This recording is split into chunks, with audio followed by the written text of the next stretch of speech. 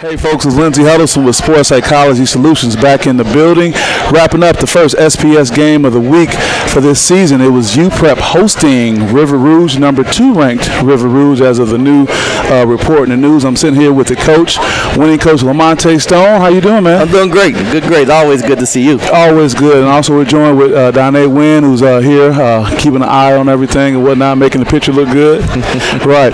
Coach, you came in and we talked before the game, and your expectation was, and it was met, a hard-fought game by UPrep. Yes. You know, I watched them on film. I watched 3 games of them, and they play hard. Mm-hmm. They only have 8 guys, so you could kind of wear on them. Mm-hmm. But you know, they play hard, they play tough, and they fight.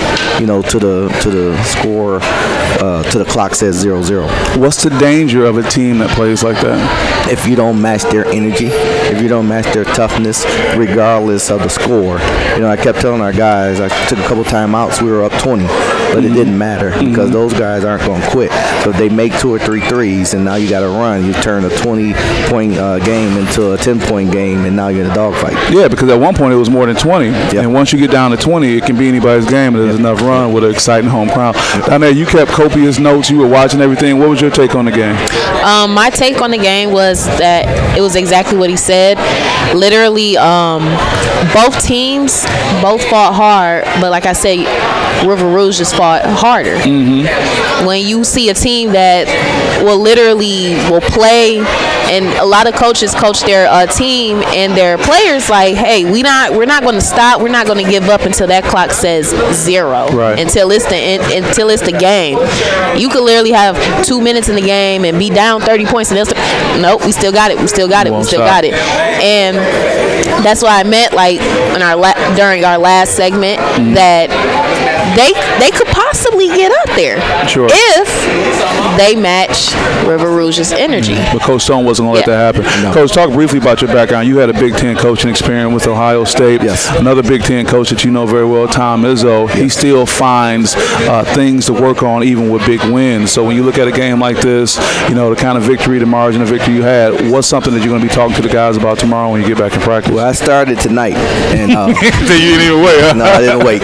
One of the things that I told them I was truly disappointed in is our defensive effort starting the third quarter. Mm-hmm. We limit UPrep to, I think it's 15 points at halftime. Mm-hmm. They scored 16 points in third quarter. Mm. So I tell our guys, we're not playing against an opponent. We're playing against ourselves. Mm. And, you know, that gets you beat.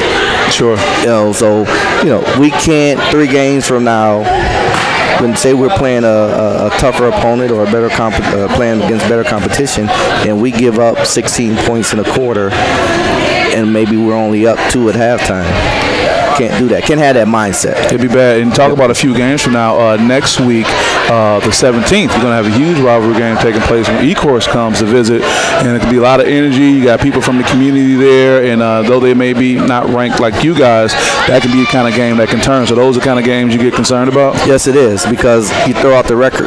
You know, Ecorse doesn't care that we're the number 2 team in the state. Mm-hmm. Matter of fact, they would rather us be the number 2 team in the state, because if they beat us, they can say, hey, we beat the number 2 team in the state. So, no, you throw out all the records, and, you know, we're going to play even harder that game than we did tonight. Wow, that's going to be something to see. At our place, and you're bringing Ecorse in. Mm-hmm. So that kind of brings intensity. I won't have to yell and scream and throw my clipboard down during that game. I almost broke a clipboard. Donnie, before I go back to you, talk about that ranking, a number 2 ranking. As a coach early in the season, is that what you want? Is it always good, or does it make you concerned, or is it more so the ranking at the end of the season than right now?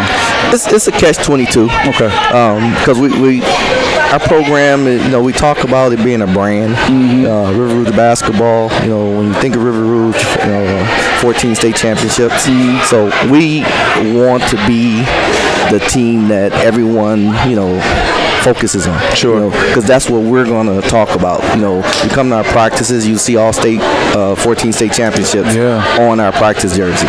So we don't run from that. We don't hide. Actually, we would rather be the number 1 team and have everyone coming at us. I get it. Donnie? I have 2 questions, actually. Sure. All right, so the first one is, what do you find most difficult with that mindset where your team knows that they're the number 2 team within the state, right? Yes. So therefore, how do you bring down their egos, or how do you deal with that? How do you what is the difficult? Yeah. I kick their butt in practice. I can believe that. I kick their butt in practice, and again, I tell them we're not playing against UPrep.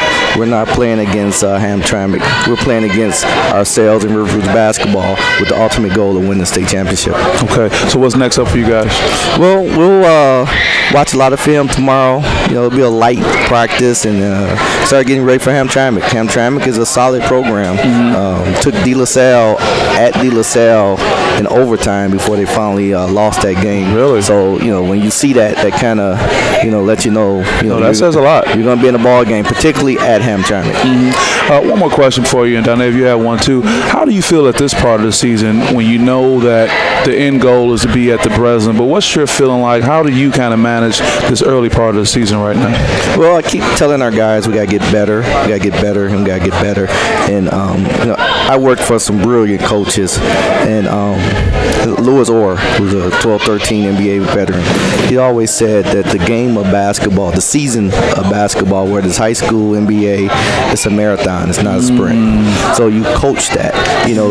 We probably don't have nearly our defense. We got a lot of offense in, but nearly our defensive things that we're going to do later in the year, they're not in yet. So we'll gradually put some more defensive things that we're going to do in, each week.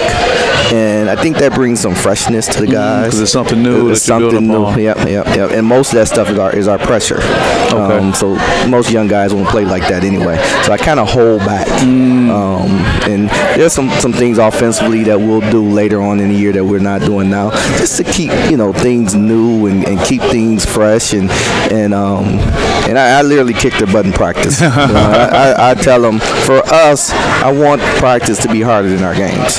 It's funny. I went up to Michigan, the Michigan State game in East Lansing this weekend, and I went upstairs after the game, and I hadn't talked to Coach Izzo since we played FC Lincoln. He was at our game, and he looked at me like, "Wow, your guys play hard. If I could get my guys to play as hard as your guys, we'd be okay." And I think his guys play hard. Wow, but so that was the ultimate. And he doesn't throw compliments out like that unnecessarily. No. Wow, that's good to know. Donna, you have anything for Coach Stone? Yeah. So piggybacking off of that, how do you actually take let me breathe. You're fine. Basically, when you talk to your colleagues or your friends or who are actually on that type of level, and they try to give you tips and they watch your team, do you take any of those tips, or how do you receive that actually? I probably I'm probably either at Michigan practice or Eastern Michigan or URD.